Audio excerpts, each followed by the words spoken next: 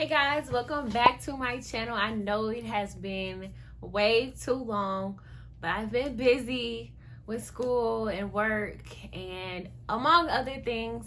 There will be an update video coming soon with why I have been so busy. Trust me, you want to see that. But today I am going to give you different tips on how I kept straight A's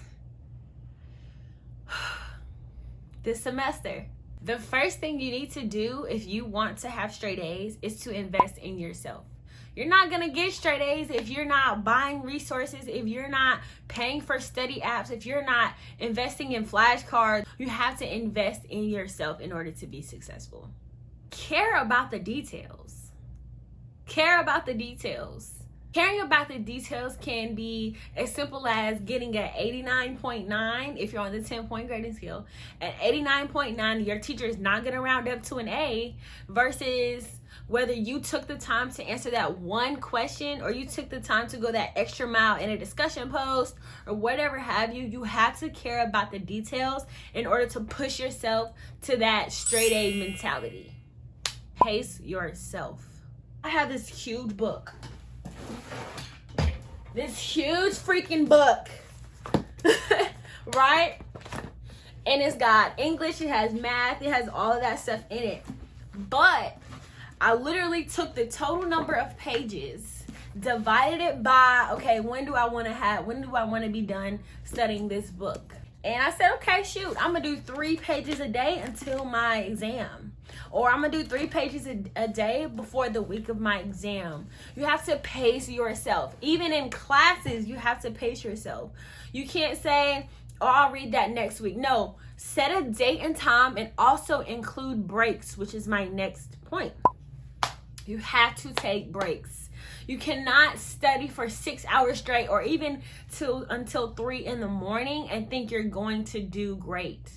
You need sleep. Your body needs sleep. You need to sleep. And also you need to study effectively. If that means rewarding yourself Netflix time or rewarding yourself food or whatever it is that you consider a reward yourself. Because your body needs to reset before it starts hitting the books again. Write down and know your learning objectives. 9 times out of 10, your professor is taking your learning objectives and making sure they have at least 2 questions for each learning objective. So if you know your learning objectives, you can pass the class. Write your learning objectives down. Write those learning objectives down. Write them down at the beginning of your notes. Write them down at the beginning of your lecture slides. If you have to write them down and keep the week's learning objectives on your desk, whatever it is, write your learning objectives down. I'm not gonna say it again. Anyway, write your learning objectives down. When I write my learning objectives, I like to go through them every so often and make sure that I still know them. So it could be, I don't know, no anatomical terms or no anatomical directions. If I don't know what sagittal plane means or proximal and distal mean, I'm going to highlight that in red so that I know, okay, Janita, we don't know this. We got to go back. Write your own notes. Write your own notes. Don't ask your friend for their flashcards. Don't ask your friend for their notes. Go to class. Go to class. Go to class. Write your own notes. Don't type. Yeah, I said it, MacBook users. Don't type. Don't type. Just write out your notes.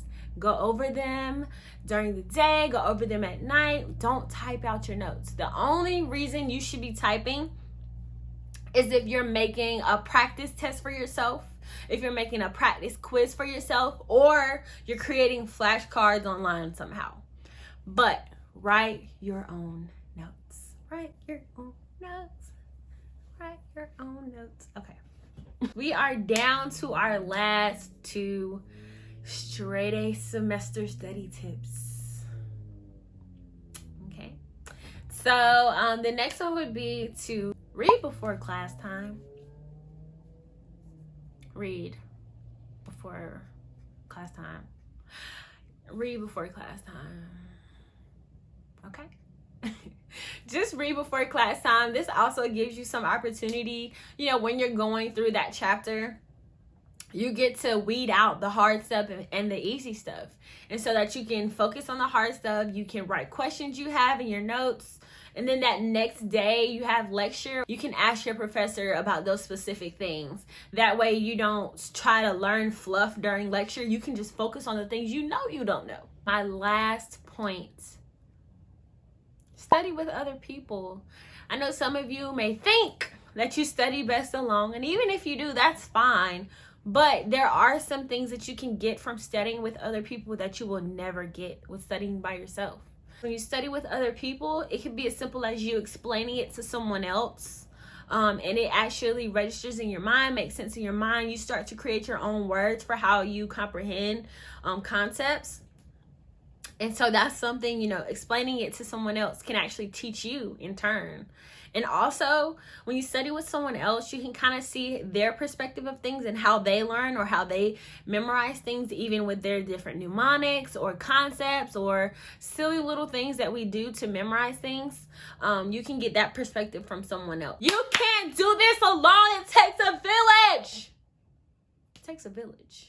Okay, guys, that is it for the straight A semester study tips. I hoped I helped you out.